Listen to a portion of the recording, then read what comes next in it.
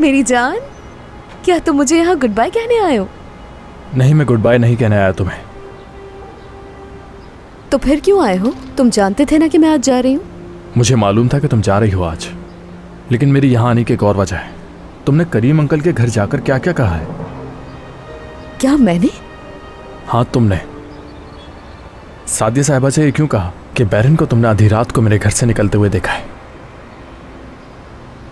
अली, मैंने उनसे ये नहीं कहा था। सोना, अगर तुमने नहीं कहा तो किसने कहा होगा?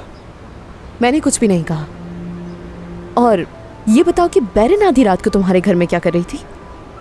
तुम्हें झूठ बोलने की जरूरत नहीं। जिस रात तुम मुझसे मिलने आई थी, बैरन मेरे घर पहले से मौजूद थी।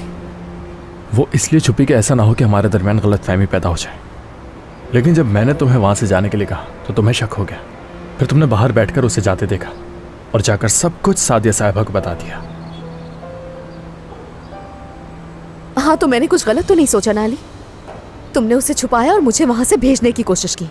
अगर ऐसा कुछ था तो तुम मुझसे बात करती, सोना। सादिया साहिबा से कहने की क्या जरूरत थी? समझ नहीं आया मुझे।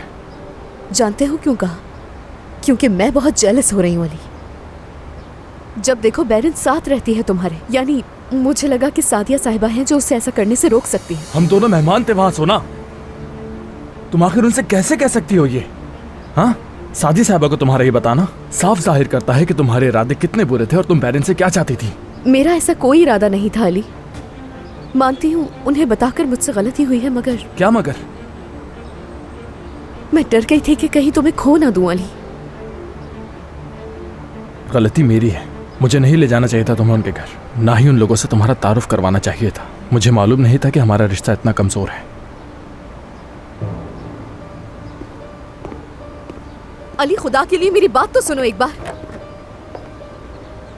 तुम मेरी बात सुने बगैर ऐसे नहीं जा सकते।